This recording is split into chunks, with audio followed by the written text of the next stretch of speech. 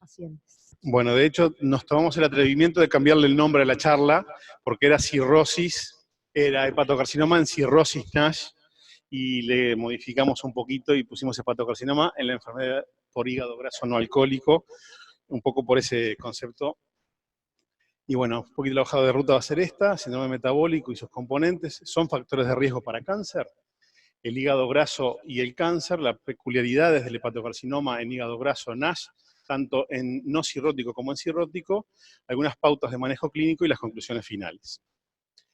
Y para arrancar, tomamos esta nota de Bertolt Brecht, que dice que el arte no es un espejo para reflejar la realidad, sino un martillo para darle forma. Acá vemos unas obras de Botero, que son 80, 70, donde se ve el patriarca gordito y saludable, con toda la familia saludable, y era la realidad que se reflejaba, la gordita saludable y oronda. Y esto es una obra del 2010, de un actor chino, donde se ve un poco la vulnerabilidad del paciente con obesidad. Es un poco una realidad que estamos asistiendo hoy, la obesidad no solo no como signo de salud, sino como de enfermedad. Ya se habló bastante de síndrome metabólico, los componentes ya fueron nombrados, y un poco el desafío: aquí está el corazón, probablemente puede estar el hígado perfectamente, formando esta imagen. Ya hablamos de obesidad, resistencia a la insulina, hipertensión arterial, triglicéridos y hipo-HDL como los componentes fundamentales. Y un poco el desafío es ver, bueno, en la epidemiología ya también fue expresado. Estamos en una situación de epidemia de obesidad a nivel mundial. Uruguay acompaña. El último registro del estudio ENDIS al 2013 habla que la relación en relación a los adultos, la prevalencia de sobrepeso al 2014 es del 61% en nuestro país y la obesidad del 26,7%. Si vamos a la diabetes, al 2025 se espera que 540 millones de personas tengan diabetes, y ya lo decía Carmen, cerca de 1.000 millones de personas probablemente con hígado graso. Si vamos a las guías nacionales de diabetes, tenemos que, del 2013, casi entre el 7 y casi el 10% de la población mayor a 25 años presenta diabetes, una glicemia mayor a 126 o tratamiento medicamentoso para diabetes en nuestro país. O sea que el escenario está evidenciado por todos lados, a nivel mundial y a nivel nacional. Y esto es una enfermedad que se vincula al estilo de vida moderno y urbano, y a una alta exposición a alimentos ricos en azúcares refinados. Desde la niñez, el sedentarismo y la dieta no saludable son el hit, el impacto que desencadena luego la cascada de daños que veremos. Y bueno, ya está bastante evidenciado de que la obesidad se vincula claramente con patología cardiovascular, con patología renal, patología arterial periférica, y que está vinculada a una disminución de la sobrevida de los pacientes. Y nos planteamos la duda, ¿y con cáncer también?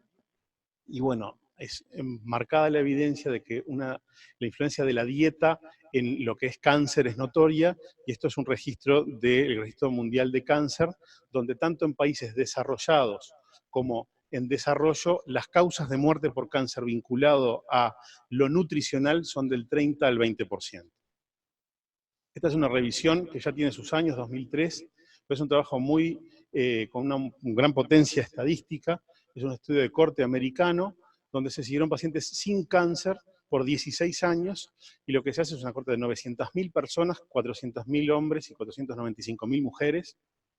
Y lo que se hizo fue estandarizar, según IMC, el riesgo relativo de ocurrencia de cáncer. Y como pueden ver, para todos los cánceres, a medida que aumenta el IMC, aumenta el riesgo relativo de cáncer. Y específicamente para cáncer hepático, aquí es, ¿no? 1, 1,9, 1,23. Y para riesgo de cáncer hepático, vemos lo mismo con una situación de un riesgo muy aumentado en pacientes que están en rango de obesidad. Si esto lo llevamos a otros cánceres, vemos que aquí está hígado, páncreas, estómago, esófago, colon, vesícula, o sea, el tubo digestivo la incidencia de cáncer en tubo digestivo vinculado a la obesidad es innegable. Si vamos a obesidad, sobrepeso y riesgo de cáncer hepático específicamente, esta revisión establece que no hay ningún lugar a dudas, ¿no?, en todos estos trabajos donde el paciente con obesidad tiene un riesgo aumentado prácticamente de 2 veces con respecto al resto de la población para presentar cánceres de distintos tipos. Y en este trabajo es una revisión de la Registro Internacional de Cáncer, que se posiciona en el 2016 y ya plantea que la evidencia, la fuerza de la evidencia es suficiente para confirmar la vinculación de cáncer con obesidad en todas estas tipos de cáncer, ¿no? Esófago, gástrico, colon, hígado, y siguen una cantidad. Si vamos a la diabetes mellitus, vemos que en este estudio también, que es del 2011, pasa lo mismo, tanto en cáncer, en hígado, páncreas, ovario, colon, recto, todos presentan una gran asociación de diabetes con cáncer.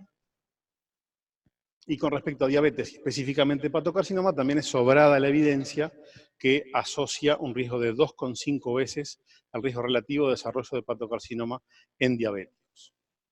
Este trabajo lo que hizo fue también una corte enorme de Medicare, la base de datos de Medicare de Estados Unidos. Se hizo un estudio poblacional donde se discriminó los pacientes de más de 60 años con patología con cáncer, y se vio la vinculación directa del hepatocarcinoma y del colangiocarcinoma intrahepático con el síndrome metabólico. O sea, aquí ya vimos la evidencia de la obesidad, de la diabetes, y aquí, considerando síndrome metabólico en su conjunto, el riesgo está 2 veces por encima al resto de la población y casi 1,5 también para colangiocarcinoma intrahepático, que también estamos viendo una incidencia en aumento en nuestro medio. En este registro es una publicación de un grupo multidisciplinario de abordaje del hepatocarcinoma también de Estados Unidos, y lo que ve es lo que muestran la epidemia, ¿no? En el anaranjado ven la incidencia de hepatocarcinoma en contexto de hígado graso en la década 2000 a 2010, y ven cómo el anaranjado pasa de ser el tercero o cuarto causa de hepatocarcinoma a ser el segundo.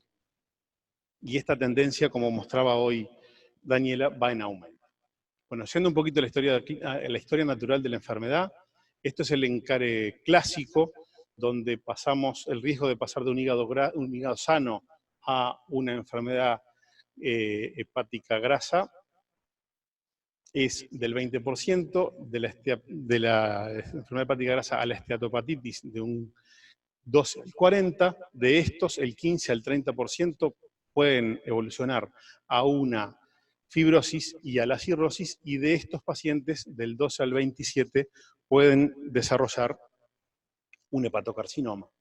Pero vemos que en realidad el elevado consumo de grasa y de azúcar, los desórdenes endocrinológicos, el estilo de vida sedentario, los factores hereditarios y, en algunos casos, alguna medicación, son los que coadyuvan al desarrollo del síndrome metabólico. Esto se asocia con el hígado graso, con la esteatopatitis no alcohólica, el desarrollo de fibrosis y hepatocarcinoma, y hasta aquí era igual. Y esto lleva al hepatocarcinoma. Sin embargo, hoy está por demás demostrado que desde ya el hígado graso sin esteatopatitis y en hígado graso con esteatopatitis, el riesgo de desarrollo de hepatocarcinoma es significativo, e incluso desde un síndrome metabólico sin un compromiso severo de hígado graso, ya hay un grado de daño del ADN del hepatocito que puede desembocar o desencadenar en un hepatocarcinoma. Y esto también lo relataba hoy Daniela. No es solamente la vía de la insulinoresistencia, sino que es una enfermedad sistémica con compromiso, como se dijo, de la obesidad, con aumento de la grasa abdominal, aumento de la leptina, disminución de la adiponectina, el rol que juegan los lipopolisacáridos y la microbiota intestinal en el hepatocarcinoma está en investigación y en desarrollo. las mutaciones específicas, que son muy relevantes cuando están, pero que son poco prevalentes, como la PNPLA3, que se vincula, es un genotipo de esteatosis que tiene alto riesgo de desarrollo de hepatocarcinoma. La lipotoxicidad secundaria a el depósito de ácidos grasos a nivel del hepatocito, la insulinoresistencia dentro de este escenario, y son todos los que interactúan a favor del desarrollo del hepatocarcinoma. O sea que, con los que les he mostrado, yo creo que podemos llegar a la conclusión de que esto es un caso cerrado y no hay que debatir más de si la obesidad y la diabetes son factores de riesgo para cáncer en general y para cáncer hepático. Espero haberlos convencido, si no, lo convencéis. Y bueno, para ver un poquito algo de la vida real, vamos a ver las presentaciones clínicas de estos pacientes. Este es un caso, una paciente de 65 años, obesa, hipertensa y diabética, con esteatosis hepática, con un último control con ecografía hace más de un año, sin elementos de hipertensión portal, con un tiempo de protrombina normal, con una albúmina normal, sin elementos de insuficiencia hepática, que consulta a su médico de cabecera por un dolor gravativo en hipocondrio derecho. Al examen le palpa un hígado duro, pétreo, aumentado de tamaño. La ecografía evidencia una hepatomegalia con esteatosis, con múltiples imágenes hipoecogénicas en ambos lóbulos, una función hepática todavía conservada, y destaca una determinación de alfa-fetoproteína de 890. El paciente, a pesar de estar con algo de dolor, se mantiene con un buen estado general. Este paciente, luego de la ecografía, el estudio que hay que hacerle a continuación es una tomografía trifásica o una resonancia magnética. Nosotros nos estamos volcando más a resonancia magnética que a tomografía, sobre todo, y acá pasó un reclame, comento que la heterogeneidad en los informes de tomografía son mayores que los que hay en los informes en resonancia. Y eso es por un tema de especialización, un poco, digo, de acuerdo al centro que esté cada uno, pero el promedio en Uruguay es que el que hace tomografía hace body, o hace tomografía general y tiene el cráneo y tiene abdomen y tiene una articulación, y en resonancia hay un poco más de sectorización en los informes, y hemos tenido alguna discordancia en lo que es imagen de tomografía y resonancia, y nosotros nos volcamos más. Pero en este caso, en una fase arterial, se ve la arteria teñida, se ven múltiples imágenes que se captan en fase arterial, ¿ah? En un hígado que no parece ser un hígado cirrótico, como ven, una paciente que tiene un vaso chiquito, que tiene un hígado de bordes normales, que no le vemos circulación colateral. Entonces, si bien tenemos unas lesiones que captan en fase arterial, no puse la fase portal, pero en esta fase se lavaban las lesiones, y aquí hay una tomografía de tórax donde se ven múltiples imágenes compatibles con secundaria. Esta paciente se biopsia y se debe biopsiar porque la paciente no tiene un diagnóstico imagenológico de hepatocarcinoma porque el hígado no es cirrótico. O sea, es lo recomendado por las guías actuales. El paciente, en muchos casos, vamos a ver alguno, se puede llegar, en la mayoría de los casos, se llega a un diagnóstico de hepatocarcinoma sin necesidad de biopsia, cuando la imagen es concluyente, y uno de los requisitos que tenemos que tener es que el hígado sea cirrótico. O sea, una imagen que capta en fase arterial y lava en fase portal en un hígado cirrótico es un hepatocarcinoma y no es necesario biopsiarlo. Ahora, estas imágenes tenían ese comportamiento, pero la peculiaridad de que el paciente no era un paciente cirrótico nos obliga a biopsiarlo. Y aquí hay patólogos en la sala, perdón, pero lo que presentaba esta paciente era un hepatocarcinoma severamente indiferenciado con un estadio de Edmondson 4, con una severa alteración de la arquitectura nuclear y de la arquitectura del tejido hepático. Pero estos pacientes también pueden presentar y tienen una peculiaridad, que es lo que se llama el hepatocarcinoma esteatohepatítico. O sea, es un hepatocarcinoma que mantiene características anatomopatológicas que evocan el origen de la enfermedad. Y aquí vemos la distorsión del parénquima hepático, pero se ven las vesículas, ¿no?, de grasa, se ve la esteatosis, evoca una balonización, se ve mucha hialina de Maroli, que es frecuente ver en hepatocarcinoma en la esteatopatitis no alcohólica también, y un aumento de la fibrosis interhepatocitaria. ¿Voy bien, mayores? ¿Sí? Nada. Bien. Pero era traer al caso de que esta característica anatomopatológica es bastante típica del hepatocarcinoma en contexto de esteatopatitis. Y aquí traigo para recordar brevemente la estadificación, cómo estadificamos un hepatocarcinoma, recordar la estadificación de DCLC, es la más validada, en la cual se ven elementos de número de tumores, preservación o no del grado de función hepática y el performance status del paciente. Sin dudas, esta paciente es un estadio BCLC-C, es una enfermedad diseminada, extrahepática, con un compromiso masivo a nivel del hígado. Todavía mantiene un buen performance status, pero esto la posiciona ya en una situación de enfermedad sistémica.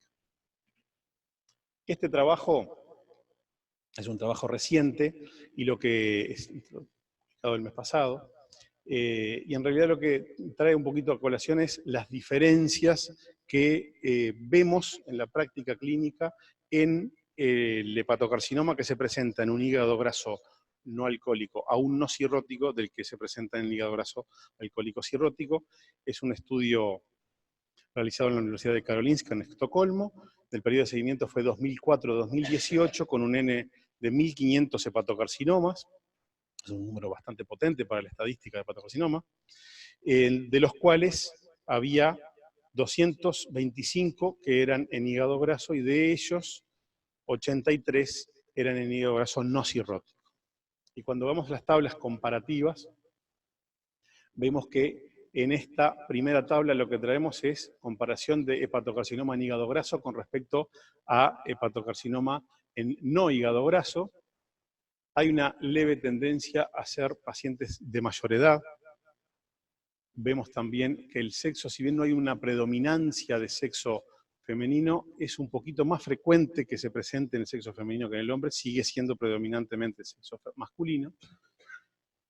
Obviamente el BMI de estos pacientes fue mayor que el grupo que no, y la hipertensión, diabetes tipo 2 y enfermedad cardiovascular y hiperlipidemia, esto está autológico, ¿no? Porque de hecho lo define el síndrome metabólico. ¿Ah? Con respecto a estas otras P significativas, son tratamientos sobre todo de lo que es el síndrome metabólico, o sea que es bastante obvio que lo tengan. Pero lo que queríamos destacar es eso. Pacientes que tienen, el paciente con hepatocarcinoma suele ser un poquito mayor, suele tener patología cardiovascular y secundario síndrome metabólico. Cuando comparamos cirróticos con hepatocarcinoma de hepatocarcinomas en no cirróticos, vemos también que hay una leve diferencia donde el no cirrótico suele tener una edad un poquito mayor, donde el sexo también hay un poquito de predominancia, sigue manteniendo la predominancia masculina, pero es un poquito más frecuente en la mujer.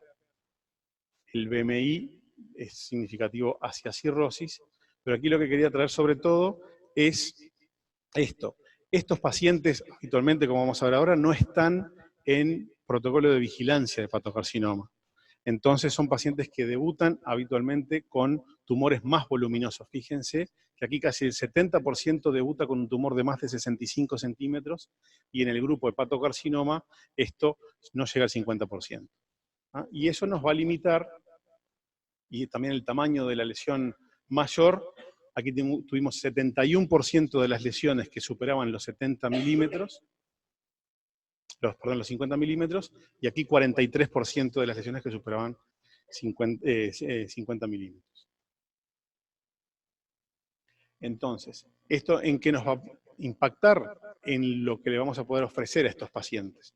Y generalmente, al ser pacientes que consultan con un tumor muchas veces sintomático, con una tumoración que se encuentra en una ecografía de control por otra causa, pero que no se solicitó por vigilancia, van a ser pacientes que no van a ser muchas veces candidatos a trasplante, y que en ellos muchas veces se va a ir a una resección en los casos que se pueda. ¿Por qué se puede hacer resección muchas veces? Cuando es lesión única y el paciente mantiene una función hepática preservada.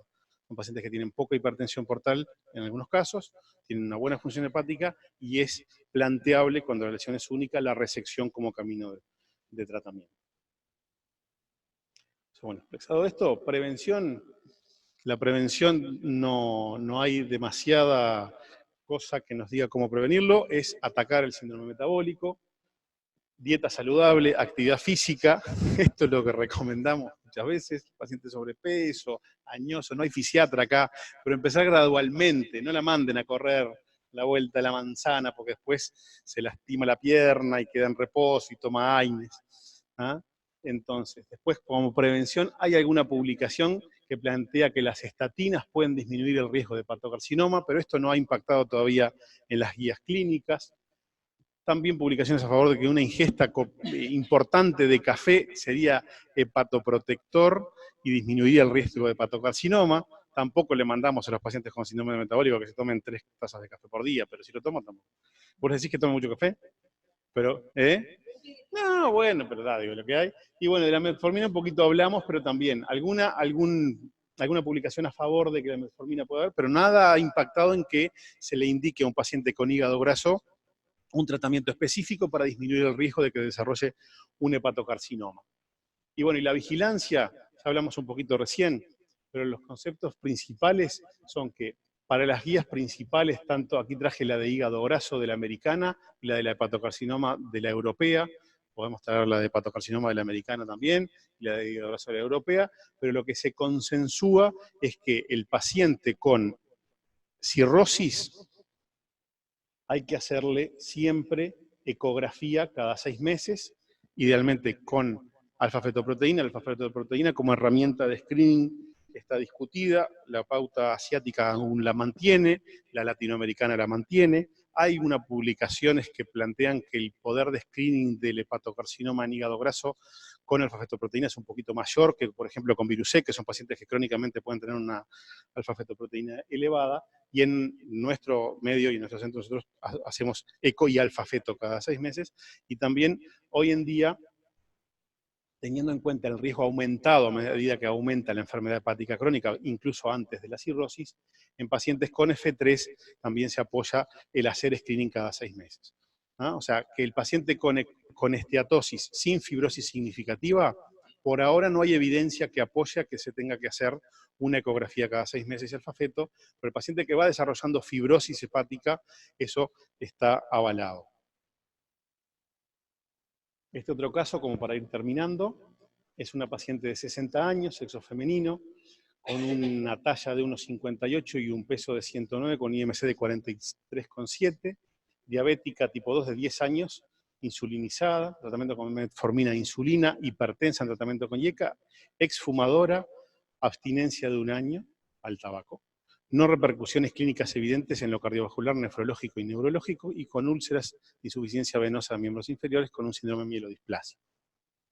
Esta paciente, al examen, tiene algunos angiomas estelares, una obesidad predominio abdominal, un abdomen globuloso sin ascitis y sin elementos de encefalopatía. Se le diagnosticó en 2016 una cirrosis, diagnosticada por ecografía, que presentaba elementos de hipertensión portal. Es una Child A con un MEL de 10, sin descompensaciones. Se descartó otras etiologías como autoinmune, viral y hemocromatosis, y se atribuyó a hígado graso. La paciente adhería a controles, inicia un plan de adelgazamiento, tiene una fibrogastros con una gastritis erosiva y sin elementos de hipertensión portal, y se hacía screening de hepatocarcinoma con eco y alfa-fetoproteína cada 6 meses, y en una ecografía de diciembre del año pasado, en segmento 8, aparece una nueva lesión que no se veía previamente de 32 por 36. No tenía trombosis de ejes venosos, no tenía citis y no tenía adenopatías. Se hizo una tomografía de abdomen que no fue concluyente, y acá ven, diciembre, enero, febrero se hace una resonancia, elementos de hipertensión portal, y la resonancia evidencia en segmento 8 una lesión de 31 milímetros, que es un LIRAD 5. El LIRAD es una herramienta que nos ayuda a gradar la probabilidad de que la lesión hallada en un hígado cirrótico sea hepatocarcinoma o no. Un LIRAD 5 es diagnóstico de hepatocarcinoma. LIRAD 1 es seguro lesión benigna. Habitualmente eso nos informa. El hecho habitualmente es, de acuerdo a cuánto capta, cuánto lava, hay un degradé de LIRAD4, LIRAD3, LIRAD2, y eso se acompaña de una probabilidad de hepatocarcinoma. Esta señora tiene 2 hepatocarcinomas, uno de 31 y otro de 25 milímetros, que asocia una dilatación sectorial de la vía biliar, sin otras alteraciones y sin trombosis de ejes vasculares. Con una tomografía de tórax, que presenta un micronódulo en segmento en lóbulo medio, que es inespecífico, un centellograma óseo que habla que no tiene lesiones sugestivas de metástasis y una patología degenerativa crónica de columna, pero sin elementos de metástasis, y una alfa-fetoproteína baja. Aquí no está muy buena la imagen, pero se ve aquí cómo capta el hepatocarcinoma. Esta paciente consulta en oncología, el oncólogo le pide un PET, es una paciente que usted conoce, y evidencia, acá vemos un poquito para hablar del PET.